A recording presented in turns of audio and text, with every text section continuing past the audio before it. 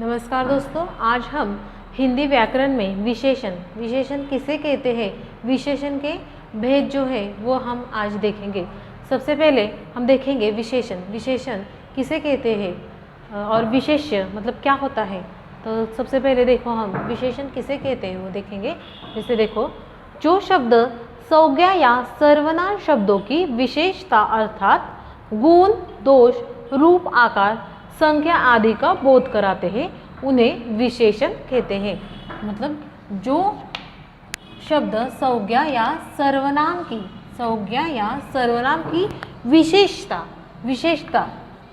कौन सी है, तो देखो गुण, दोष, रूप, आकार, रंग, संख्या, ये सारे ये जो संज्ञा और सर्वनाम की जो विशेषता है वो मतलब क्या कि गुण, दोष, रूप, आकार, संख्या आदि का बोध कराते हैं उन्हें विशेषण कहते हैं। जैसे देखो, जिस संज्ञा या सर्वनाम की विशेषता बताई जाए उसे विशेष्य कहते हैं। मतलब जिस संज्ञा शब्द सर्वनाम की विशेषता बताई जाती है उसे विशेष्य कहते हैं। जैसे देखो, हे मातृभूमि तेरे चरणों में शीश नवाऊं, यहाँ पे तेरे ये क्या है, विशेषण है। मतलब ये शब्द तेरा, हे मातृभूमि तेरे चरणों में, तेरा ये क्या है, विशेषण है। मतलब विशेष ऐसा शब्द है।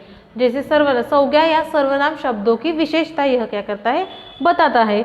जैसे मैं तेरे चरणों में शीश नवाऊं, अभी विशेषण ये क्या कर रहा है, उसकी विशेषता मतलब क्या कि सर्वनाम शब्द विशेषण बताया जाए उसे विशेष्य कहते हैं। सर्वनाम की विशेषता मतलब जो शब्द सर्वनाम की यहाँ पे विशेषता किसने बताई है, तो चरण ने बताई है। जैसे हे मातृभूमि तेरे चरणों में, यहाँ पे चरण ये शब्द ने उसकी विशेषता बताई है मातृभूमि की, तो ये क्या हुआ, चरण ये शब्द क्या हुआ, विशेष्य हुआ। जैसे देखो, हे मातृभूमि तेरे चरणों में शीश नवाऊं, तेरे ये शब्द है विशेषण और जो चरण है ये इसका विशेषता बताता है मातृभूमि की, तो ये क्या है, विशेष्य है। मतलब जो शब्द की विशेषता बताता है उसे विशेष्य कहते हैं। जैसे दूसरा वाक्य हम देखेंगे, राजा ने चारों बेटिया को गेहूं के 100 दाने दिए। अभी यहाँ पे 100 ये क्या है, विशेषण है और ये इसकी विशेषता कौन बता रहा है, तो क्या दिए उसने, दाने दिए, ये क्या है, दाने ये क्या है, विशेषण है, विशेष्य है। मतलब उसकी विशेषता बताता है दानों की, तो ये सॉरी 100 विशेषण की विशेषता बताता है क्या, दाने, तो ये क्या है, हमारा विशेष्य है। जैसे देखो तीसरा वाक्य देखेंगे, कटु वचन तो सदा बातें बोते है काटे। अभी काटे ये क्या है, विशेषण है और वचन ये क्या है, उसकी मतलब वचन ये क्या है, उसकी विशेषता बता रहे हैं। कटु यह शब्द की विशेषता यह वचन यह शब्द बता रहा है, इसीलिए ये क्या है, हमारा विशेष्य है। मतलब जो शब्द संज्ञा और सर्वनाम शब्दों की विशेषता अर्थात गुण, दोष, रूप, आकार, संख्या आदि की बोध कराता है उन्हें विशेषण कहते हैं। और संज्ञा या सर्वनाम की विशेषता बताई जाती है उसे विशेष्य कहते हैं। मतलब संज्ञा और सर्वनाम की जो विशेषता बताई जाती है उसे हम विशेष्य कहते हैं। तो ऐसे मतलब जो विशेषण है उसके भेद है वो हम देखेंगे।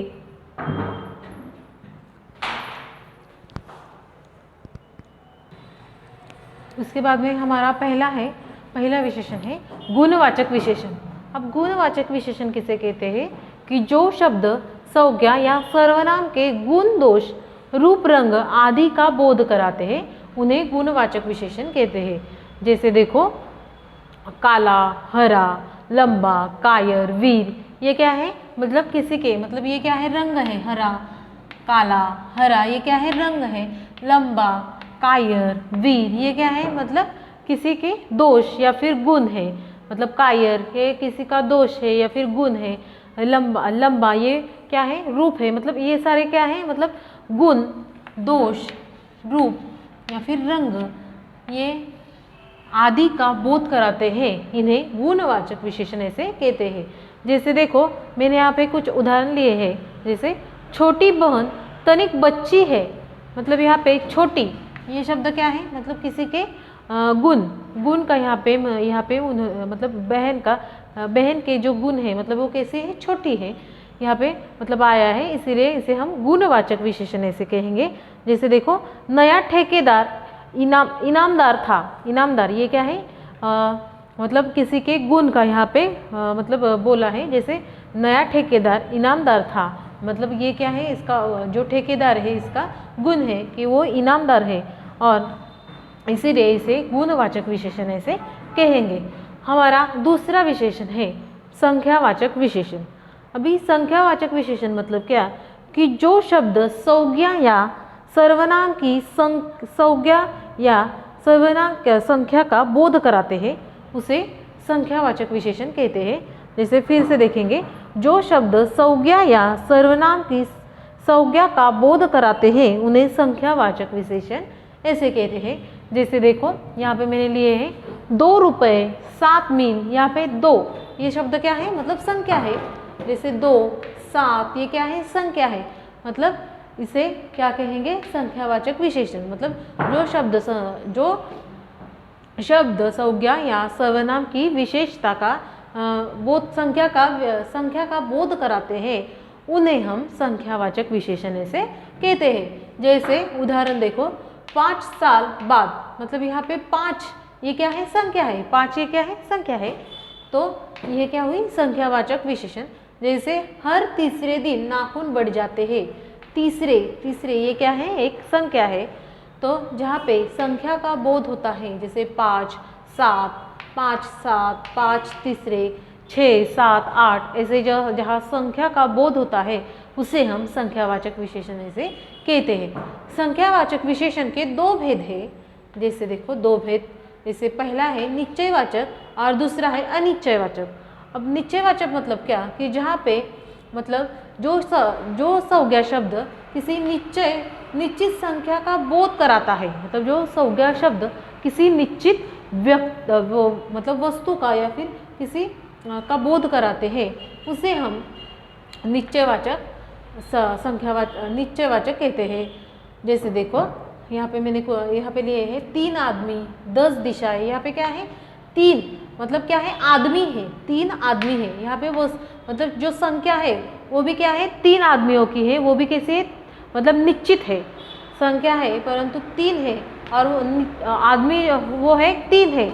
यहाँ पे हमको बताया गया है कि 3 आदमी है, मतलब निश्चित ऐसे 3 आदमी है। यहाँ पे हमको कुछ मतलब ऐसे बताया गया है, मतलब जैसे यहाँ पे 4 आदमी हो सकते हैं, 5 आदमी हो सकते हैं। और निश्चयवाचक में जैसे 10 दिशाएं, मतलब दिशाएं कैसे निश्चित की गई है, कैसे, कितनी, 10, तो इसे हम क्या कहेंगे, निश्चयवाचक सर्वनाम।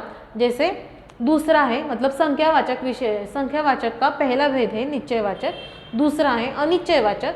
जैसे जो संज्ञा शब्द किसी निश्चित व्यक्ति वस्तु का बोध, निश्चित संख्या का बोध न हो उसे अनिश्चयवाचक कहते हैं। जैसे देखो, कुछ सैनिक, यहाँ पे कुछ लिए हैं, यहाँ पे मैंने 2 या फिर 3 या फिर 1 ऐसे मैंने बताया नहीं। कुछ सैनिक, वहाँ पे कितने भी हो सकते हैं, 2 हो सकते हैं, 3 हो सकते हैं, हमको उसके बारे में पता नहीं है। सिर्फ यहाँ पे क्या लिया है, कुछ, मतलब कुछ, वहाँ पे कुछ तो भी हो गए, 2 हो गए या फिर 3 हो गए, हमको उसकी संख्या का वहाँ पे पता नहीं चलता, मतलब पता नहीं है, कुछ सैनिक है। जैसे यहाँ पे निश्चित पता नहीं चल रहा है। जैसे देखो, अनेक जानवर,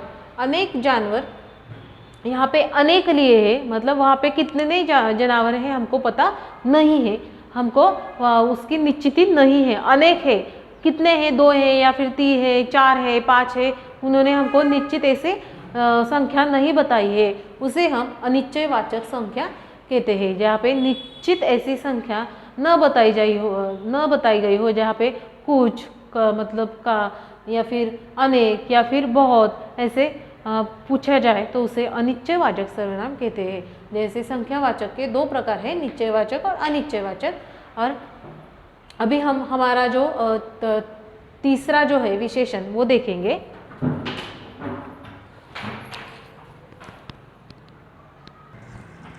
उसके बाद में हमारा तीसरा है परिमाणवाचक विशेषण।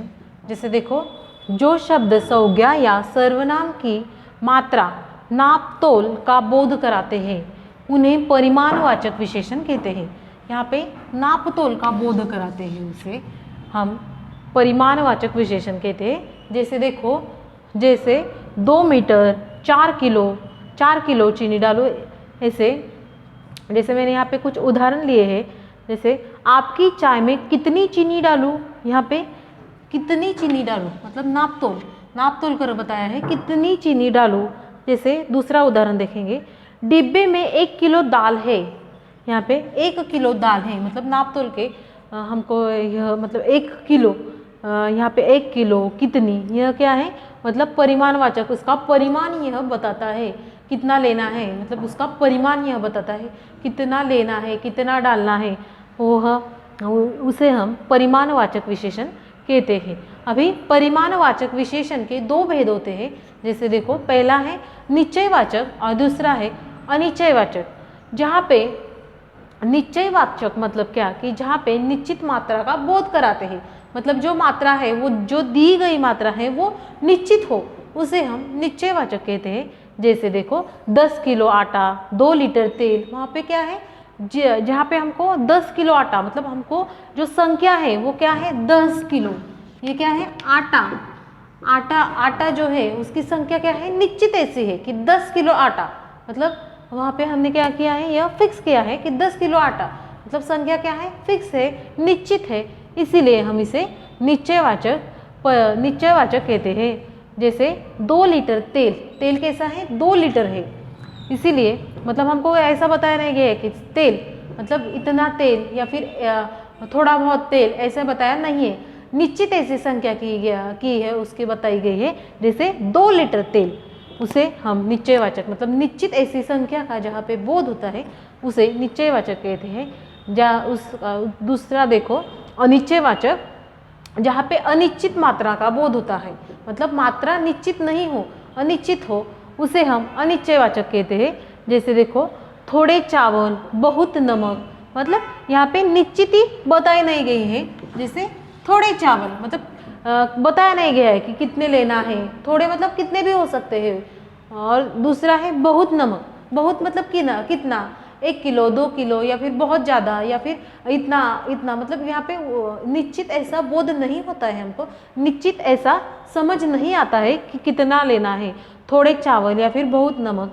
इसे जहाँ पे निश्चित ऐसा बोध न हो मतलब निश्चित ऐसा हमको समझ में ना है, उसे हम अनिश्चयवाचक सर्वनाम कहते हैं।